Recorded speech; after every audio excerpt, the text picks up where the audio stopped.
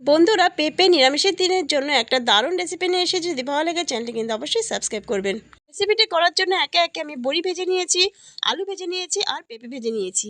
এরপরে সর্ষের তেলের মধ্যে 5 ফোড়ন আর শুকনো লঙ্কা দিয়ে একটু নাড়াচাড়া করার পরে হাফ চামচ হলুদ গুঁড়ো, স্বাদ অনুযায়ী নুন, হাফ চামচ লঙ্কার গুঁড়ো আর হাফ চামচ জিরের গুঁড়ো দিয়ে সামান্য পরিমাণ জল দিয়ে আমি মশলাটাকে ভালো মতো কষিয়ে নিয়েছি।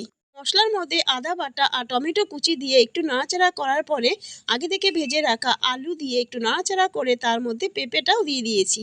সামান্য পরিমাণ জল দিয়ে পেঁপে আর আলুটাকে মশলার সাথে ভালো মতো কষিয়ে নিয়েছি। মশলা থেকে তেল বেরিয়ে আসার পরে তার মধ্যে দিয়ে দিয়েছি পরিমাণ মতো জল। জল দিয়ে আমি ঝোলটা প্রায় 5 থেকে 7 মিনিট ফুটিয়ে নিয়েছি। এরপরে আগে থেকে ভেজে রাখা দিয়ে দিয়েছি বড়িটা। বড়িটা দিয়ে আমি আরও 2 মিনিটের মতো রান্না করে নিয়েছি। নামানোর আগে দিয়ে দিয়েছি 1 চামচ গোলমরিচের গুঁড়ো, স্বাদ অনুযায়ী চিনি আর 1 চামচ ঘি। সব কিছু দিয়ে আমি আরও 2 মিনিট মতো রান্না করে নিয়েছি। বন্ধুরা, নিরামিষ দিনে যদি পেঁপের এইরকম একটা